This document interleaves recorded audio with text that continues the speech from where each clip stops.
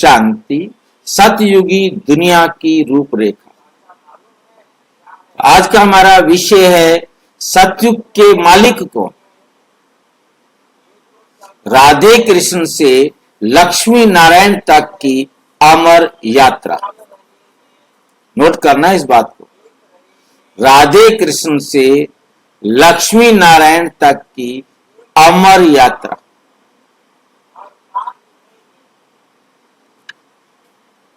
वहां लक्ष्मी नारायण सतयुग के मालिक महाराजा महारानी हैं। वे छोटेपन में राधे कृष्ण हैं। उन्होंने ऐसी श्रेष्ठ प्रारब्ध जरूर स्वर्ग के रचयिता ने बनाई होगी। स्वर्ग में ही सदा सुख। झाड़ पहले छोटा होता है फिर बढ़ता है। वहां बहुत थोड़ी संख्या में देवी देवताओं की राजधानी होगी। उसे कहा जाता है अमरलोक। क्यों कहा जाता है उसे अमरलोक? भाई उसी शरीर से वो स्वर्ग में जाते हैं ना। अमरलोक क्यों कहा जाता है? वहां कोई मरता नहीं। वहां स्व इच्छा से शरीर छोड़ते हैं, दूसरे गर्भ में प्रवेश करते हैं। ठीक है कि नहीं? वहां कोई मरता नहीं। लक्ष्मी राधा कृष्ण भी इसी शरीर से स्वर्ग में जाते हैं ना, इसलिए अमर भी कह सकते हैं। नहीं नहीं, उस वो तर्क नहीं दे सकते आप। वो आपका नेटवर्क काम नहीं कर रहा। कौन बोल रहे हैं पीछे से? क्योंकि वो आत्मा परम धाम जाने के बाद आकर अपने शरीर को पहनकर खड़ा होता है। बाकी आत्माएं तो उनके पास आकर जन्म लेती है ना। तो आत्मा अमर है, ये उनको याद रहता है, ये उनकी स्मृति में रहता है कि हम अमर हैं। मतलब अमर शब्द के साथ ना याद हो, वो तो उन्हें याद होता है कि हमने ये शरीर छोड़ना है और दूसरा ड्रेस पहनना है, दूसरा ड्रेस छोड़ना है, तीसरा ड्रेस पहनना है, बस। आत्माभिमानी। हाँ, आत्म अभिमानी। भाई जी, अभी क्या राधा कृष्ण वैसे ही दुनिया में है या बाद में आएगा? मतलब अभी भी साजा सजाया ऐसा है क्या?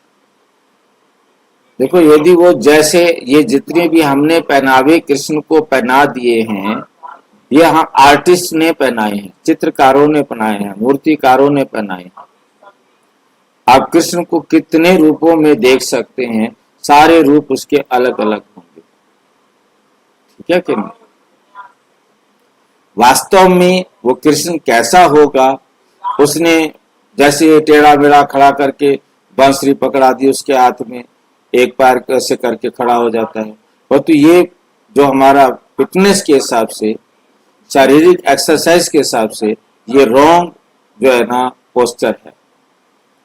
इस पोस्चर में खड़े होने से शरीर में दर्द बहुत जल्दी हो जाएगा।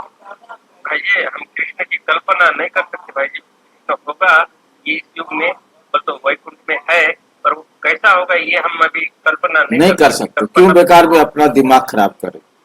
थोड़ी संख्या में देवी देवताओं की राजधानी होगी, उसे कहा जाता है अमर लोक।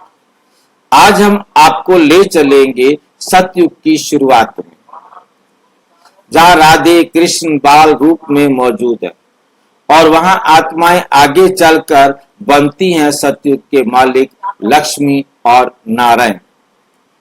उनकी ये यात्रा है दिव्यता से राजाई तक। एक ऐसी श्रेष्ठ प्रारब्ध की कहानी जिसे स्वयं स्वर्ग का रचयिता बनाता है। राधे कृष्ण छोटे रूप में भविष्य के मालिक। सबसे पहले आते हैं राधे और कृष्ण, जो सतयुग की शुरुआत में छोटेपन में दिखाई देते हैं।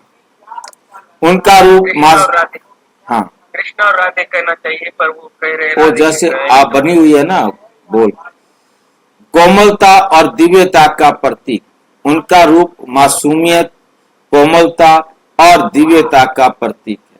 लेकिन यही राधे कृष्ण जब युवा अवस्था में आते हैं तो वे बन जाते हैं लक्ष्मी नारायण। सतयुग के महाराजा और महारानी, स्वर्ग के राजधानी के प्रथम शासक, लक्ष्मी नारायण सतयुग के प्रथम मालिक। लक्ष्मी नारायण को कहा गया है स्वर्ग के मालिक, संपूर्ण, 16 कला संपूर्ण, संपन्न, अहिंसक धर्म के स्थापक, संस्थापक।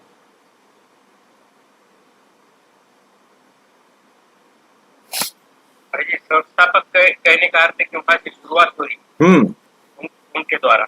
बिल्कुल, उनका राज्य सर्वगुण संपन्न, जहां एक भी दुख की छाया नहीं, एक भी दुख की छाया नहीं वहां पर।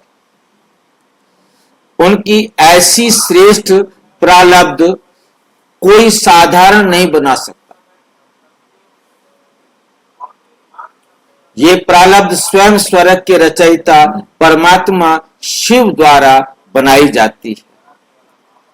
जब वे इस संगम युग पर आकर ज्ञान और योग के द्वारा आत्माओं को दिव्यता का वरदान देता है।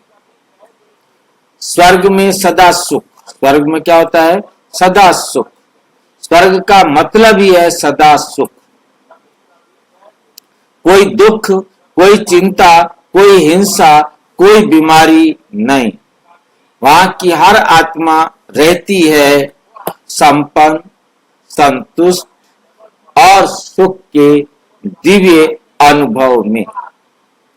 हर कर्म, हर संबंध, हर संस्कार संपूर्ण प्रेम और आनंद से भरा होता। झाड़ पहले छोटा होता है।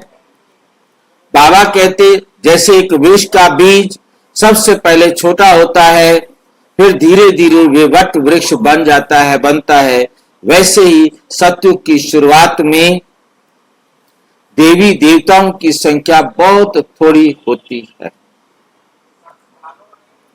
उसी को कहा जाता है झाड़ पहले छोटा होता है फिर बढ़ता है। ये बताता है कि सतयुग का आरंभ चुनी हुई आत्माओं से होता है।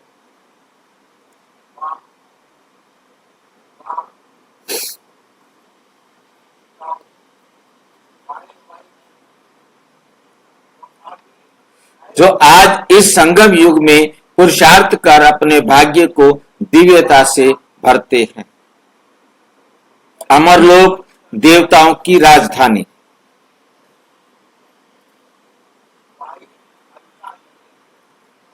उस दिव्य युग की राजधानी का नाम है अमरलोक, जहां कोई मृत्यु नहीं, कोई डर नहीं, केवल अमर स्थिति में रहने वाली आत्माएं ही वहां वास करती।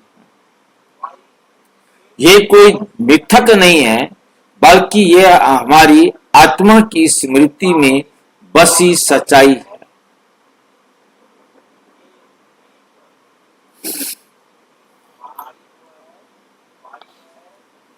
जो आज परंपरा परमात्मा हमें याद दिला रहे हैं। आज जो है परमपिता परमात्मा हमको क्या कर रहे हैं? याद दिला रहे हैं। निष्कर्ष, याद और स्मृति एक ही है ना? हाँ हाँ,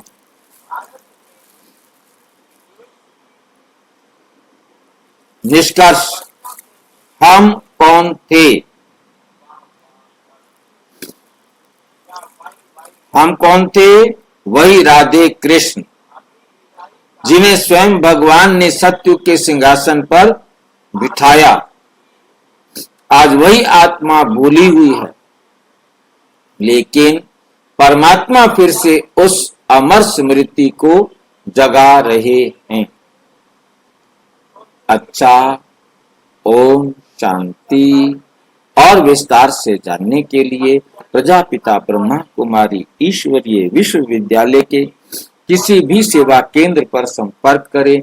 और यदि कोई प्रश्न है तो 9213106986 पर केवल टेलीग्राम करें 9650692270 पर केवल व्हाट्सएप करें, फोन नहीं। ओम शांति।